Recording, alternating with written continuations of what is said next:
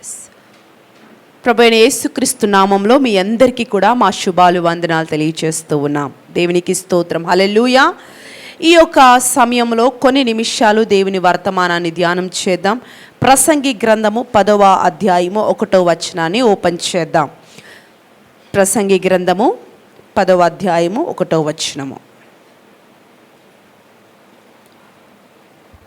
బుక్కావాని తైలములో చచ్చిన ఈగలు పడుట చేత అది చెడు వాసన కొట్టును, కొంచెము బుద్ధిహీనత త్రాసులో ఉంచిన ఎడల జ్ఞానమును ఘనతను తేలగొట్టును.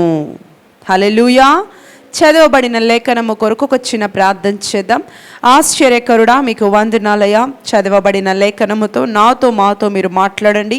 వినగలిగిన చెవులు, గ్రహించగలిగిన హృదయాలు మా అందరికీ దయచేయండి తండ్రి. నన్ను మీ సిలువ చాటున మరుగు చేసుకొని మీ శైలిలో మీ స్థాయిలో మీరే మాట్లాడి మహిమ పొందమని, వినబోతున్న ప్రతి బిడ్డను మీరు దర్శించి మహిమ పొందమని యేసుక్రీస్తు నామములో అడిగి వేడుకొనుచున్నాను తండ్రి. ఆమేన్. సంగమా దేవుని బిడ్డలారా, దేవుడు ఈ యొక్క వచనంలో ఒక శ్రేష్టమైన మాట మనతో మాట్లాడబోతున్నాడు. చూడండి, ఇక్కడ మనం చదివినప్పుడు బుక్కావాని తైలములో చచ్చిన ఈగలు పడుట చేత, అంటే ఒక వ్యక్తి మంచి 4-5 బాటిల్స్ నిండా ఒక మంచి తైలాన్ని తీసుకొచ్చి అక్కడ పెట్టినప్పుడు ఒక చిన్న ఈగ దాంట్లో పడినప్పుడు అదంతా మంచి వాసన కలిగిన నూనె అయినా సరే ఈ చచ్చిపోయిన ఈగ దాంట్లో పడడం ద్వారా అదేమైంది? చెడు వాసన కొట్టిపోయింది. ఎంత ఉంది అది నూనె? చాలా నూనె ఉంది, కానీ ఈగ చాలా చిన్నది. అది చచ్చిపోయి దాంట్లో పడినందుకు ఆ తైలం అంతా కూడా ఏమైందంట? చెడు వాసన కొడతా ఉంది. ఈరోజు ఈ మాటలు వింటున్న మన అందరి జీవితంలో కూడా మనం మంచి వాళ్ళమే, మన బుద్ధి మంచిదే, కానీ మనకున్న ఇన్ని మంచి లక్షణాలలో ఒక్క లక్షణము మనల్ని ఏం చేస్తుందంట? మన ఆత్మీయ జీవితాన్ని, మన భౌతికమైన జీవితాన్ని పాడు చేస్తుంది అని ఈరోజు పరిశుద్ధ ఆత్మదేవుడు మనతో మాట్లాడుతూ ఉన్నాడండి. హల్లెలూయా. ఒక చిన్న క్రియ, చిన్న కోరిక, చిన్న పాపము, చిన్న లక్షణము, మనకు అన్నీ మంచి లక్షణాలు ఉన్నాయి. ప్రార్థన జీవితం ఉంది, ఇతరులకు సహాయం చేస్తున్నాం, ఇతరులు జాలి కలిగి బ్రతుకుతున్నాం, ఇతరుల ఎడల దయ చూపిస్తున్నాం. ఎన్ని మంచి లక్షణాలలో ఒక్క చెడు లక్షణము, అది కోరిక కావచ్చు, కోపము కావచ్చు, అసూయ కావచ్చు, గర్వము కావచ్చు, ఎదుటివాడిని ఊరికనే సనిగే స్వభావం కావచ్చు, ప్రతి చిన్నదానికి వేలెత్తి చూపే స్వభావం కావచ్చు. అది నీకు అనిపిస్తుంది నీకు ఇదొక్క లక్షణమే, కానీ ఆ ఒక్క లక్షణము నీ మంచి క్రియలన్నిటినీ కూడా దేవుని సన్నిధిలో చెడుగా నిలబెట్టజేస్తుంది. హల్లెలూయా. దేవునికి స్తోత్రం. నీ తైలాన్ని అంతా పాడు చేస్తుంది, నీ అభిషేకాన్ని, నీ సమర్పణని, నీలో ఉన్న ఆత్మీయ జీవితాన్ని, నీ ప్రార్థన జీవితాన్ని, ఈ కోరిక, ఈ యొక్క చెడు క్రియ, ఈ చెడు ఏమంటారండి, ఈ చెడు యొక్క ఈ బుద్ధి నీ యొక్క ఆత్మీయ జీవితాన్ని పతనము చేస్తుందని ప్రభు మాట్లాడుతూ ఉన్నాడు. నీకు అది చిన్నదే అనిపించవచ్చు, కానీ ఆ చిన్నది చూడండి, ఎంత పెద్ద బౌల్ నిండా తైలం పెట్టుకున్నాడంట. అది మంచి సువాసన కలిగిన తైలము, కానీ ఒక్క చిన్న ఈగ ఆ తైలాన్ని అంతటినీ పాడు చేసినట్లు మనకు అది చిన్నగా అనిపిస్తున్న ఆ ఒక్క చిన్న క్రియ మన ఆత్మీయ జీవితాన్ని పతనము చేస్తుంది. స్తోత్రం. హల్లెలూయా. కానీ ఈరోజు నా దేవుడు మనతో మాట్లాడుతున్న విషయం ఏమిటంటే, పరలోకము నుండి పోయబడిన పరిమళ తైలము నుండి ఈరోజున మన మీద ప్రోక్షింప చేయబోతున్నాడు. హల్లెలూయా. అందుకే మోషే ఒక చక్కటి ప్రార్థన చేస్తున్నాడు. ఏమనంటే, నీ వంటి దేవుడు లేడయ్యా. నిర్గమకాండంలో ఏమంటాడు? నీ వంటి దేవుడు ఈ లోకాన్ని ఎక్కడ లేడు. పేతురు గారు అంటారు, నేను ఆయనతో 3.5 సంవత్సరాలు జర్నీ చేశాను, ఆయనతో 3.5 సంవత్సరాలు ప్రయాణించాను, ఆయనలో ఒక్క పాపమైనను నేను చూడలేదు అంటాడు. పేతురు శిష్యుడిగా ఉన్నాడు కదా, యేసయ్యతో తిరిగాడు, యేసయ్యతో పడుకున్నాడు, యేసయ్యతో తిన్నాడు, యేసయ్య ఎక్కడికి వెళితే అక్కడికి వెళ్ళాడు కదా. ఆయన ఇస్తున్న సాక్ష్యం ఏంటి? ఇన్ని రోజులు, ఇన్ని సంవత్సరాలు ఆయనతో జర్నీ చేశాను, కానీ ఏ ఒక్క పాపము ఆయనలో నేను చూడలేదు.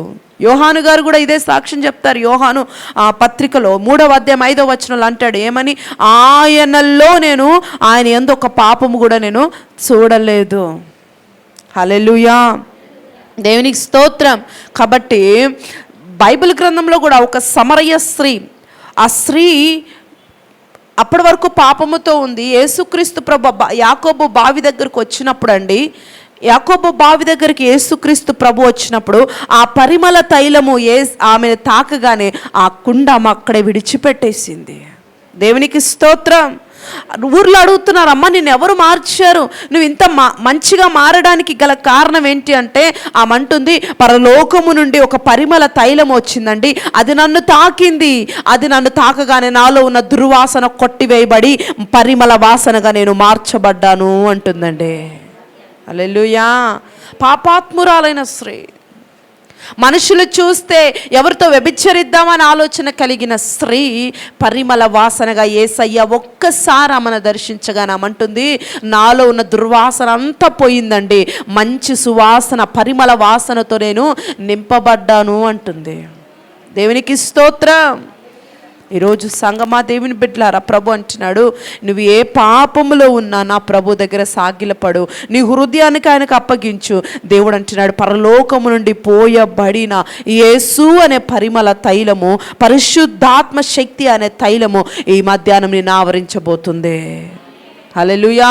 నీలో ఉన్న దుర్వాసన అనగా దుర్వాసనకరమైన రోగము కావచ్చు, పాపము కావచ్చు, నిన్ను బలహీన పెట్టి నీ కుటుంబంను గందరగోళము సృష్టిస్తున్న ఒక దుర్వాసన అనే శక్తి నీలో నుంచి వెళ్ళిపోయి ఒక సువాసన కలిగిన పరిశుద్ధాత్మ శక్తి నీలో ఆవరించబోతుంది.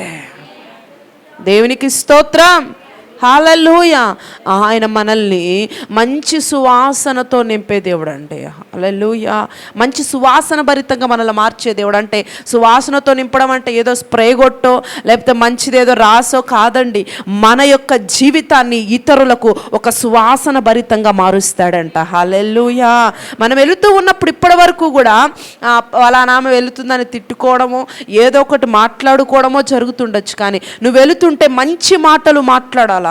నీ యొక్క కాలనీలో నీ యొక్క ఊరిలో నువ్వు వెళుతూ ఉన్నప్పుడు అప్పటి వరకు ఒక దుర్వాసనతో కూడిన మాటలు మాట్లాడిన వారు మంచి మాటలు మాట్లాడాలి.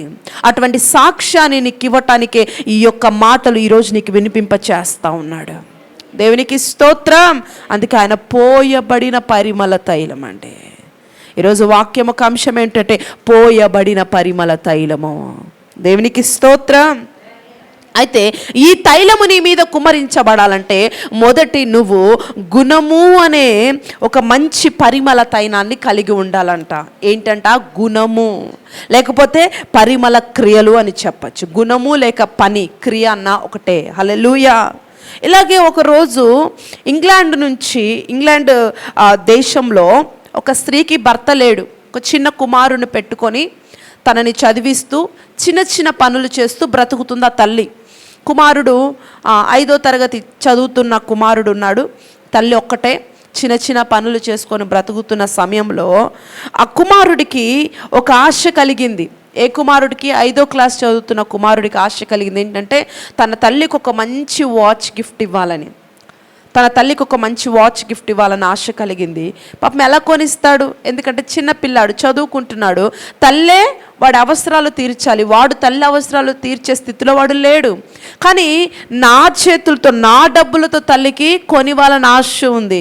ప్రార్థన చేస్తున్నాడంట యేసయ్యా, మా మమ్మీకి నేను ఒక మంచి వాచ్ కొనియాలి, ప్లీజ్ డాడీ నాకు హెల్ప్ చేయని. కానీ అవకాశం లేదు. ఆ బిడ్డకి సంపాదన వచ్చే అవకాశం లేదు. ప్రార్థిస్తున్నాడు. నాకు ఎలాగైనా 5,000 పంపించు, నాకు ఎలాగైనా 5,000 పంపించు. సరే, ఒకరోజు స్కూల్కి వెళ్తున్న దారిలో ఆ రోడ్డు మీద ఒక హ్యాండ్ బ్యాగ్ కనిపించింది. అది ఓపెన్ చేసి చూడగానే కరెక్ట్గా 5,000 ఉన్నాయంట. హల్లెలూయా. సరే, ఇంకా చాలా హ్యాపీగా ఫీల్ అయిపోయాడు. ఎందుకు? నేను 5,000 కొరకు ప్రార్థన చేస్తున్నాను, దేవుడు నాకు స్వయాన కరెక్ట్గా 5,000 ఇచ్చాడని ఆ బ్యాగ్ తీసుకొని ఇంటికి వెళ్ళాడు. పరిగెత్తుకుంటూ తీసుకెళ్ళి మమ్మీకి ఇచ్చాడు. మమ్మీ దేవుడు నా ప్రార్థన ఆలకించాడు. ఇదిగో ఏలియా ప్రార్థన చేసినప్పుడు ఆ ఒక కాకి చేత భోజనం పంపిన దేవుడు ఈరోజు నేను వాచ్ కొరకు ప్రార్థన చేస్తుంటే నేను ఎంత అడిగానో అంత అమౌంట్ నాకు వచ్చేలాగా దేవుడు కార్యం చేశాడు అని ఆ యొక్క హ్యాండ్ బ్యాగ్ తీసి చూపిస్తూ ఉన్నాడు. అది తల్లి గుర్తించింది, అది ఎవరో పోగొట్టుకున్నారు అని. తల్లి గుర్తించి ఏం చేస్తూ ఉంది, సరే నాన్న ఇవి మన సొమ్ము కాదు నాన్న, ఇది ఇతరులది అని అంటే, లేదు మమ్మీ ఇది ఇతరులది కాదు, దేవుడు నేను ఏది ప్రార్థన చేస్తుంటే అదే ఇచ్చాడు కాబట్టి ఇది నాది, ఇది నాకే సొంతం అనేసి మమ్మీతో వాదిస్తూ ఉన్నాడు. అయితే ఆ తల్లి చెప్తా ఉంది ఏడుస్తూ, నాన్న ఇది మనది కాదు, ఇది వేరే వాళ్ళది, వాళ్ళకి ఇద్దాం నాన్న అని చెప్పి ఆ బ్యాగ్లో అడ్రస్ సెర్చ్ చేసినప్పుడు అడ్రస్ దొరికిందంట. తీసుకెళ్ళి ఆ యొక్క మరి ఎక్కడైతే ఆ అడ్రస్ ఉందో దాన్ని కనుక్కొని వెళ్తూ ఉంది. కుమారుడికి చెప్తా ఉంది దారిలో, దేవుడు ఏం చెప్పాడు, నీ పొరుగు వారి సొమ్ము ఆశించద్దని చెప్పాడు కదా, ఇక్కడ అడ్రస్ ఉంది ఇచ్చేద్దామంటే వాడు అంటున్నాడు, లేదు నా ప్రార్థన దేవుడు ఆలకించాడు అని అంటే, ఆ తల్లి అంటుంది, నాన్న సాతానుడు ఒక్కొక్కసారి ఏం చేస్తాడంటే దేవుడు పంపించినట్లే కదండి, వాడు ఎన్ని డబ్బుల కొరకు ప్రార్థిస్తున్నాడు, 5,000 కొరకు ప్రార్థిస్తుంటే ఖచ్చితంగా బ్యాగులో 5,000 ఉన్నాయి. 5,000 ఉంటే వీడు ఏమనుకుంటున్నాడు, నా ప్రార్థన దేవుడు విన్నాడు, ఇది నాకు ఇచ్చాడు దేవుడు. అయితే ఆ తల్లి అంటుంది, నాన్న ఒక్కొక్కసారి సాతాను కూడా ఇలాగే దేవుడు పంపించినట్టే పంపిస్తాడు, ఆ సమయంలో దేవుడు మనల్ని పరీక్షిస్తాడు నాన్న, అది మనం వారికి నమ్మకంగా ఇస్తామా లేదా అని ఇప్పుడు మనం పరీక్ష సమయంలో ఇచ్చేద్దాం నాన్న అని కుమారుణ్ణి సంధాయించి తీసుకెళ్ళి ఆ బంగ్లా దగ్గరికి వెళ్ళి దాంట్లో ఉన్నవారిని అడిగి పిలిచి ఇస్తూ ఉందండి.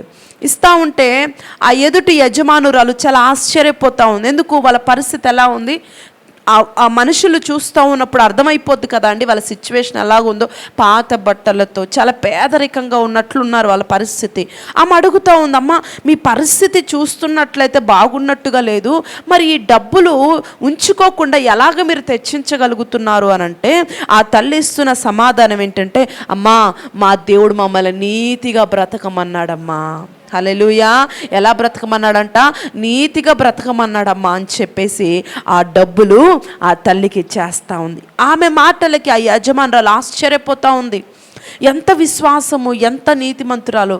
అప్పుడు అడుగుతుందమ్మా, మీలాంటి నీతిమంతులు మాకు కావాలి, మీలాంటి ఇంత సంపద ఉన్నా మా ఇంట్లో నీతిమంతులు లేరు, డబ్బు కొదవలేదు కానీ మంచి బుద్ధి కలిగిన వారు మాకు కొదువుగా ఉన్నారు, దయచేసి మీరు ఏమనుకోనంటే మీరు ఎక్కడే ఉండి చిన్న చిన్న పనులు చేయండి, మీ కుమారుడిని ఎంత ఖర్చు అయినా నేను చదివిస్తాను అని ఆ బిడ్డని ఆమె మాట ఇస్తూ ఉంది ఆ తల్లికి. ఈరోజు ఆ కుమారుడు ఇంగ్లాండ్ దేశానికి ఒక మంచి డాక్టర్గా ఆ వ్యక్తి వృద్ధి చేస్తూ ఉన్నాడండి. దేవునికి స్తోత్రం. మంచి చదివిచ్చి ఇంగ్లాండ్ దేశానికి ఒక డాక్టర్ని అందించింది ఆమె. హల్లెలూయా. పేదరికంలో పుట్టినప్పటికీ డాక్టర్ అయ్యే కృపను ప్రభు అనుగ్రహించాడు. దేవునికి స్తోత్రం. హల్లెలూయా. ఇప్పుడు ఆ ఇంట్లో ఉన్న పేదరికమైన దుర్వాసనను పోగొట్టింది ఏంటో తెలుసా అండి? ఏంటండి? యేసుక్రీస్తు యొక్క గుణాతిశయము. హల్లెలూయా. యేసుక్రీస్తు గుణాతిశయం అనే పరిమళ తైలము ఆ ఇంటిలో ఉన్న దుర్వాసన అనే పేదరికం ఏం చేసిందంటే కొట్టివేయబడింది. హల్లెలూయా. మేబీ ఆ తల్లి కష్టపడి చదివించినా అంత చదివించేదా అండి? కానీ ఆ మంచి క్రియ 5,000 అక్కడే పెట్టుకొని ఉంటే ఏముందండి, ఏదైనా చిన్న నీడ్స్ అయిపోయావేమో, కానీ అది యథార్థంగా ఇచ్చినందుకు ఏం జరిగిందండి, ఆ పరిమళ తైలము ఆ దుర్వాసన ఏం చేసింది, మంచి వాసనగా మార్చేసింది. దేవునికి స్తోత్రం. ఈ మాటలు వింటున్న నీ జీవితంలో కూడా నా ప్రభు అంటున్నాడు, నువ్వు చేస్తున్న ఉద్యోగంలో క్రైస్తవుడు అనే పరిమళ తైలము ఆ వాసన నీలో నుండి రావాలి. ఎక్కడ ఉద్యోగం చేస్తున్నావో, ఎక్కడ వ్యాపారం చేస్తున్నావో, ఎక్కడ పని చేస్తున్నావో ఆ పరిమళ తైలము నీలో నుండి మంచి వాసన రావాలి. వీళ్ళు అబద్ధాలు ఆడరండి అనే పరిమళ వాసన నిన్ను బట్టి సాక్ష్యం చెప్పాలి.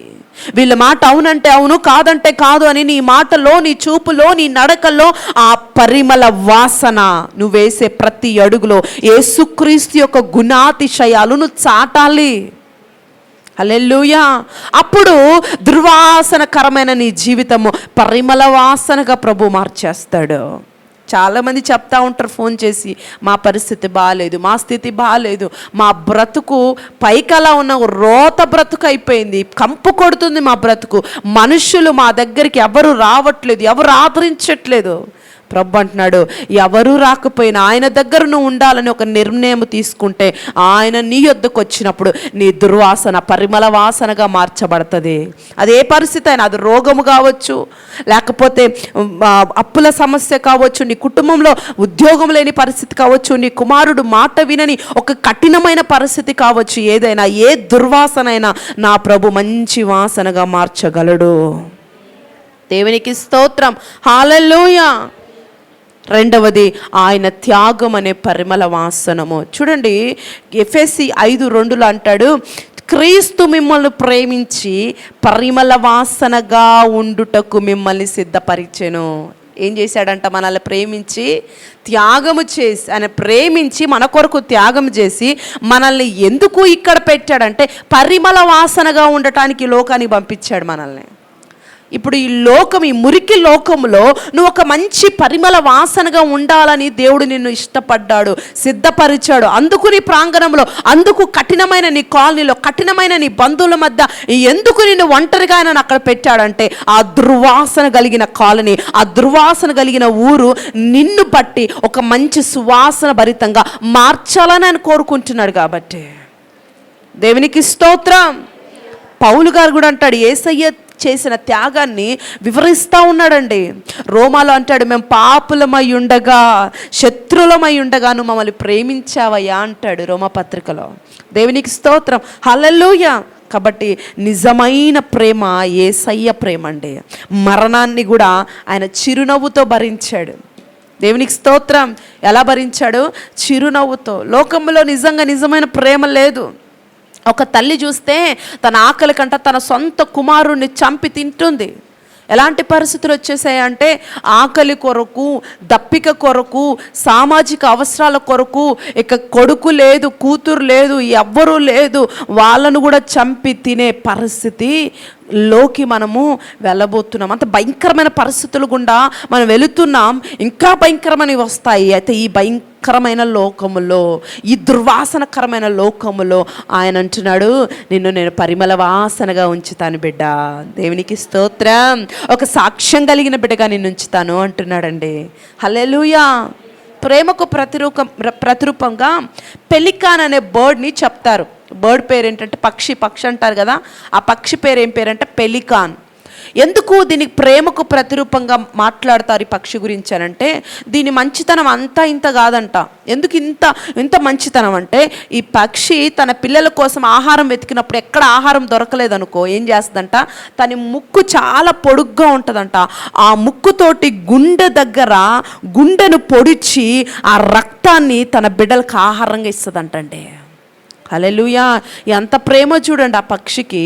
ఆహారము దొరక్కపోతే ఇంకా తన పొడిచి తన మాంసమును, తన గుండెల్లో ఉన్న మాంసాన్ని చీల్చి తన బిడ్డలకి ఆహారంగా పెడుతుందంట. ఎంత ప్రేమ అండి ఆ పక్షికి తన బిడ్డల మీద. హల్లెలూయా. దేవునికి స్తోత్రం.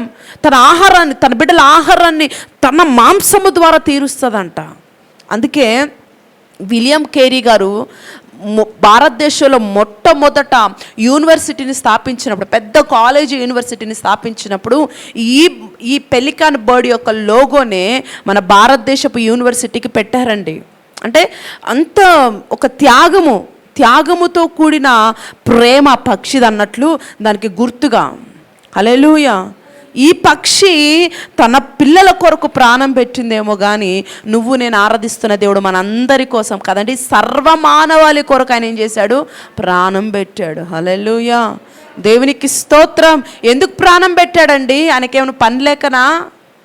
మనలో ఉన్న దుర్వాసన పోవడానికి, మనల్ని సువాసన భరితంగా మార్చడానికి ఆయన మన కొరకు ప్రాణం పెట్టిన దేవుడు. ఆయన మన కొరకు రక్తం కార్చిన దేవుడు. హల్లెలూయా.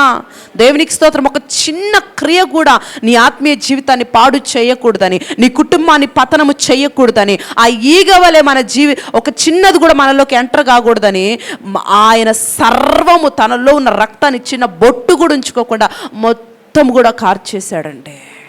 దేవునికి స్తోత్రం. హల్లెలూయా. అందుకే కీర్తనకారుడు అంటాడు 78వ కీర్తనలో, ఆయన ఆశ్చర్య కార్యాలు మా పిల్లలకి మేము తెలియజేస్తాము అంటాడు. అంటే నీ కార్యాలు మా పిల్లలకి మేము తెలియజేస్తామయ్యా. నువ్వు అంత గొప్ప దేవుడివి, మా తరాలకి, మా పిల్లల తరాలకి మేము బోధిస్తాం నీ ఆశ్చర్యకార్యాలు అంటాడండి 78:4. దేవునికి స్తోత్రం. యెషయాలు అంటాడు, ఇది జరుగునా అనే భీకర కార్యములు ఆయన జరిగించే దేవుడు అంటాడు యెషయా ప్రవక్త. మనకనిపిస్తుంది ఇది జరిగిద్దా, కానీ భీకర కార్యాలు, ఏ కార్యాలట? భీకర కార్యాలు జరిగించే దేవుడు. ఈరోజు ప్రభు అంటున్నాడు, ఏవిని నేలుబాటు చేస్తున్నాయో నా ప్రియ సంగమా, ఈ సమస్యలన్నీ కూడా చచ్చిన స్థితిలో ఉండబోతున్నాయి. దేవునికి స్తోత్రం చెప్పండి. ఎందుకంటే అలాంటి ఒక అద్భుత కార్యాలు నా ప్రభు మన జీవితంలో జరిగించబోతున్నాడు. దేవునికి స్తోత్రం. ఒకటి, క్రియలు అనే పరిమళ తైలాన్ని మనం కలిగి ఉండాలి అన్నాడు. 2, త్యాగం. మన కొరకు ఆయన అంత త్యాగం చేశాడు కదా. ఈరోజు నీవు కూడా ఒక త్యాగపూరితమైన క్రైస్తవ జీవితం నువ్వు జీవించినప్పుడే కొన్ని జరుగుతాయి మన జీవితంలో. ఏది లేకుండా సాఫీగా వెళ్ళిపోతున్నప్పుడు ఆ పరిస్థితి ఒకవేళ సాఫీగా వెళుతుందేమో, కానీ ఒక తట్టు తాకినప్పుడే కదా ఏంటనేది తెలుస్తుంది. అసలు ఆ పరిస్థితి ఏంటి, ఆ సమాజం ఏంటి, మనుషులేంటి, ఇవన్నీ ఒక తట్టు తాకినప్పుడే తెలుస్తుంది. అందుకే నీ త్యాగము నీ కుటుంబానికి ఆశీర్వాదకరంగా ఉండాలి. నీ ప్రార్థన, నీ ఆత్మీయ జీవితము నీ యొక్క బంధువుల వర్గానికి ఎలా ఉండాలి? ఒక ఆశీర్వాదకరంగా ఉండాలి. ఇప్పుడు చాలామంది దైవజనులు సాక్ష్యం చెప్తా ఉంటారు, ఏమని? మా అమ్మమ్మ చేసిన ప్రార్థన అండి ఈరోజు ఇంత గొప్ప సేవ చేయడానికి గల కారణము, మా నాన్నమ్మ చేసిన ప్రార్థన అండి, మా అమ్మగారు కార్చిన కన్నీరండి ఈరోజు నేను ఈ ప్రవాహంలో కొట్టుకొని దేవుని సన్నిధిలో పడ్డానండి అంటాడు దైవజనులు. ఇలా ఎంతోమంది దైవజనులు సాక్ష్యం చెప్తా ఉన్నారు తమ అమ్మమ్మల కోసము, తన నానమ్మలు, తన అమ్మలు చేసిన ఆ ప్రార్థనను బట్టి మేము ఇలా ఉన్నామని. రేపు నీ తరాలు నిన్ను బట్టి చెప్పాలి. నీ ప్రార్థన వాళ్ళకి ఆశీర్వాదకరంగా ఉండాలి, నీ ప్రార్థన వాళ్ళకి మేలుకరంగా ఉండాలి. నువ్వు ధనం ఇవ్వకపోయినా, ధాన్యాలు ఇవ్వకపోయినా, ఆస్తి ఇవ్వకపోయినా, ప్రార్థన అనే ఒక శక్తి, ఆ యొక్క దానిని నువ్వు ఆస్తిగా నీ పిల్లలకి ఇవ్వు. అది రేపు వారి జీవితంలో ఆశీర్వాదకరంగా మార్చబడుతుంది. వారి జీవితంలో మాత్రమే కాదు, నీవు అనేకులు చెప్పుకునేటట్టు నీ జీవితాన్ని నా ప్రభు మారుస్తాడు. హల్లెలూయా. ఏదో నమ్మానంటే నమ్మాను, ఏదో బ్రతుకుతున్నానంటే బ్రతుకుతున్నానని కాదండి. ఒక సాక్ష్యం ఉండాలి, ఒక పేరు ఉండాలి. అందుకే ప్రతి ఒక్కడికి జీతం ఉంటుంది. పని వాళ్ళకి బహుమతి ఎవరికి ఉంటుందండి? బెస్ట్, ఇంకా మంచిగా చేసినోడికి బహుమతి. ఇప్పుడు 100 మంది పనివారు ఉంటే 100 మందికి ఏముంటుంది? జీతం ఉంటుంది. కానీ 100 మందిలో ఒక శ్రేష్టమైన బహుమతి ఎవరికి ఇస్తాడు? ఆ 100 మందిలో నమ్మకముగా, మంచిగా, జ్ఞానముగా, తెలివిగా ఎవడు చేస్తాడు వాడికి ఏముంటుంది? బహుమతి ఉంటుంది. నేను అంటాను, అందుకే జీతం అందరికి వస్తుందండి. జీతం పొందే భక్తి కాదు, జీతం పొందే సేవ కాదు, బహుమానం పొందే భక్తి మనం చేయాలా ప్రభు సన్నిధిలో. హల్లెలూయా. దేవునికి స్తోత్రం.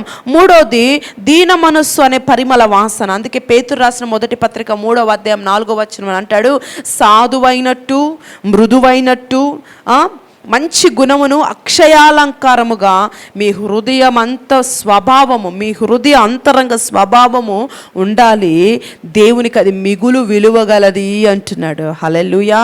మీ స్వభావము ఆయనకి మంచిగా, మీ స్వభావము మీ అంతరంగంలో ఉన్న మీ మంచి అలంకారముగా మీ యొక్క బుద్ధి ఉండాలంట. మన బుద్ధి ఎలా ఉండాలి? మనకు ఒక అలంకారంగా ఉండాలి. ఇప్పుడు చెప్తారు కదా, పలానోడు మంచి బుద్ధి గలవాడు, ఆమె దగ్గరికి వెళ్తే ఏదైనా హెల్ప్ చేస్తుంది, కాదు అనదు, మంచి బుద్ధి, మంచిగా మాట్లాడుతుంది చెప్తారు కదండి. కొంతమందిని బట్టి సాక్ష్యము, కొంతమందిని బట్టి ఏం చెప్తారు? అమ్మో ఆమున్న గల్లీకి వెళ్ళకండి, అసలు ఆమెతో మాట్లాడకండి, అమ్మో ఆయన నా నోరు తెరిస్తే అన్ని బూతు మాటలే మాట్లాడతాడు, అన్ని వ్యర్థమైన మాటలే మాట్లాడతాడు. కొంతమందిని బట్టి అంటారు ఎక్కువ మాట్లాడతాడు, ఎప్పుడు తన గురించి తాను ఏం చెప్పుకుంటారండి? ఎక్కువ చెప్పుకుంటారు కదా, వాటిని ఏమంటారు? పొగడతలా, కోతలుగా వస్తూ ఉంటాడు ఎప్పుడు అని. ఇట్లా అంటే ఇట్లాంటి సాక్ష్యం కాదు ప్రభు మనల నుంచి కోరుకుంటుంది. ఏంటంట? సాధువైన, మృదువైన ఆ యొక్క స్వభావం మనకు అలంకారంగా ఉండాలంట. దేవునికి స్తోత్రం. హల్లెలూయా. అలంకారం అంటే మంచి బట్టలో, మంచి నగలో ఇవి కాదండి. అలంకారం అంటే మంచి క్రియలు అలంకరించబడాలి, మంచి బుద్ధితో మనం అలంకరించబడాలి, మంచి భక్తితో మనం అలంకరించబడాలి. ఇవి చూస్తాడు, ఈ అలంకరణ చూస్తాడు ఆయన. కానీ అందుకే మనుషుడు పైరూపాన్ని చూస్తాడు, కానీ దేవుడు హృదయ అంతరంగాన్ని చూస్తాడని ఎందుకు అన్నాడంటే, మనుషులు ఏమనుకుంటారు? పైన మంచిగా అలంకరించుకుంటే అమ్మో వీళ్ళు మంచోళ్ళు, వీళ్ళు అది చేస్తారు. కానీ దేవుడు బుద్ధిని అలంకరించుకున్నవాడిని, క్రియలు అలంకరించుకున్నవాడిని మొదట పెడతాడు. మనుష్యుడు ఏం చేస్తాడు? మంచి బట్టలు వేసుకున్న వాడిని మొదట కూర్చోబెడతాడు కదండి, మంచి నగలు వేసుకున్న వాడిని రెండు అని ఆహ్వానించి మొదట కూర్చోబెడతారు. కానీ దేవుడు ఆయన రాజ్యంలో ఎవరిని మొదట చేర్చుకుంటాడంట? ఎవరికి మొదటి ఆ యొక్క ప్రేమను, మొదటి కృపను ఎవరికి అనుగ్రహిస్తాడంట? ఈ అలంకరణ, ఏ అలంకరణ? మంచి బుద్ధి అలంకరణ, మంచి క్రియలైన అలంకరణ అలంకరించుకున్న వాడిని ఆయన సభలో ముందు తీసుకొచ్చి నుంచోబెడతాడంట, ముందు స్థానం ఇస్తాడంట, శ్రేష్టమైన స్థానం ఇస్తాడంట. దేవునికి స్తోత్రం, హల్లెలూయా. అందుకే కొంతమంది అంటారు మన సంభాషణ కూడా ఎలా ఉండాలి? ఉప్పు వేసినట్టుగా ఉండాలి కదండి. ఎక్కడైనా నలుగురు మాట్లాడుతున్నారంటే నువ్వేంది నాకు చెప్పేది, వెళ్ళు, ఇలా ఉండకూడదు మన జీవితము. మనం మాట్లాడామంటే అదొక విలువ కలిగిందిగా ఉండాలి. ఆ మాటను వాళ్ళు తీసుకునేటట్టు ఉండాలి, ఉప్పు వేసినట్టుగా ఉండాలి. హల్లెలూయా. అందుకే క్రైస్తవులతో మరీ చాలా గ్రంథాలు చెప్తాడు, ఎక్కడ పడితే అక్కడికి వెళ్ళకండి, ఏది పడితే అట్లా మాట్లాడకండి, మితముగా మాట్లాడండి, ఎక్కడ పడితే అక్కడికి వెళ్ళకండి. ఎందుకు? నువ్వు వెళ్ళావంటే అక్కడ ఒక విలువ ఉండాలి. ఏదో అందరితో పాటు వెళ్ళానని కాదు, అందరితో పాటు నుంచున్నానని కాదు. నీ మాట, నువ్వు అక్కడ నిలబడ్డావంటే నీ ద్వారా ఏదో కార్యం జరగాలని ప్రజలు విశ్వసించాలి. ఎదుగో అన్న వచ్చాడు, అన్న ఏదైనా కరెక్ట్గా చెప్తాడు, ఎదుగో అక్క వచ్చింది, అక్క ఏదైనా కరెక్ట్గా చెప్పింది, కొంతమందిని బట్టి అంటాం కదండి. సో ఇలాంటి ఒక మంచి సాక్ష్యము, ఇలాంటి ఒక పరిమళ తైలముగా మనం ఉండాలి అని ప్రభు కోరుకుంటున్నాడు. దేవునికి స్తోత్రం, హల్లెలూయా. కొంతమందిని చూడండి, నువ్వెందుకు రావచ్చావు, పో వెనక్కెళ్ళు కదండి. ఇలా కొంతమందిని బట్టి ఇలాంటి ఒక సాక్ష్యం వింటావు. నువ్వు రావద్దు, నువ్వు వెనక్కెళ్ళు, నువ్వు మాట్లాడక, అసలు ఇట్లాంటి సాక్ష్యం కాదు. దేవునికి స్తోత్రం. కాబట్టి సంగమ దేవుని బిడ్డలారా, మనందరి జీవితాల్లో ఆయన ఈరోజు మాట్లాడుతున్న మాట ఒక్కటే, బిడ్డ, దుర్వాసన కలిగిన కుటుంబాలుగా మీ జీవితాలు ఉండగా ఇదిగో నా సన్నిధికి వచ్చి నా సన్నిధిలో అంగలారుస్తాను, నీ బ్రతుకును ఒక మంచి వాసనగా నేను మారుస్తాను అంటున్నాడండి. దేవునికి స్తోత్రం, హల్లెలూయా.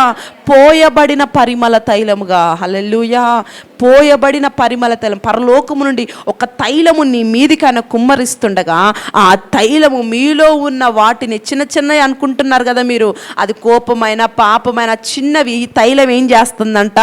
తేల చేస్తుందంట. దేన్ని? ఆ ఈగను తేల కొడుతుందంట ఈ తైలము.